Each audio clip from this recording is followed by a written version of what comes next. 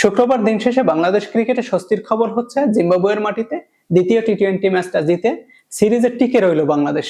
এখন শেষ টি-20 ম্যাচটা হয়ে গেছে অলিখিত ফাইনাল।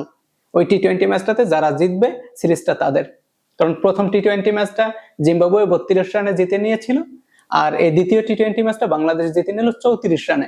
শেষ টি-20 ম্যাচটা মাঠে গড়াবে আগামী রোববার বিকেল 4:30টায়।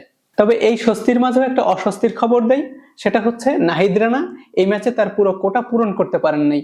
2.3 ওভার বল করার পরেই চোট নিয়ে মাঠ ছাড়তে হয়, আর তিনি মাঠে ফিরতে পারেন নাই। বাংলাদেশের এবারের এই জিম্বাবুয়ে সফরে পুরো সফরটাতেই কিন্তু বাংলাদেশকে ভুগিয়েছেন ব্যাটসম্যানরা। টেস্টে তো 2 ইনিংসের একটাতেও 200 রানই করতে পারেন নাই, আর প্রথম ওয়ানডেতে তো 142 রানের টার্গেটটাই টপকাতে পারেন নাই, আর দ্বিতীয় ওয়ানডেতে 248 রানের টার্গেট। প্রথম ওয়ানডেতে যেখানে 142 রান করতে পারেন নাই, সেখানে দ্বিতীয় ওয়ানডেতে 248 রান, এটা তো একটু বাড়াবাড়ি। তো যা হওয়ার তাই হয়েছে। তো তৃতীয় ওয়ানডে ম্যাচটা জিতে কোনো মতে হোয়াইট ওয়াশ এড়িয়েছে বাংলাদেশ।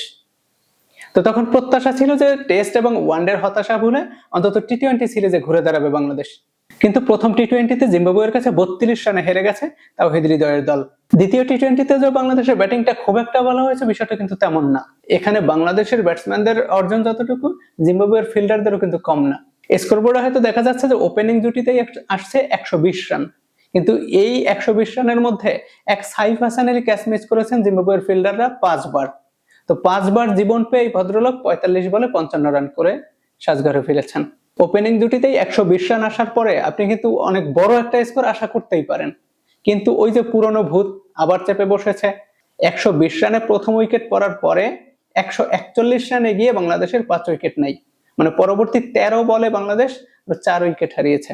তখন বাংলাদেশের স্কোর 155 বা 60 হওয়াই কষ্টকর ছিল।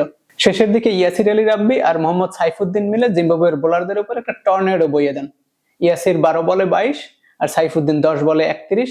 এই দুজনের ঝড়ো ব্যাটিং এর উপরে ভর করে শেষ পর্যন্ত স্কোরবোর্ডে 186 রান জমা করে বাংলাদেশ।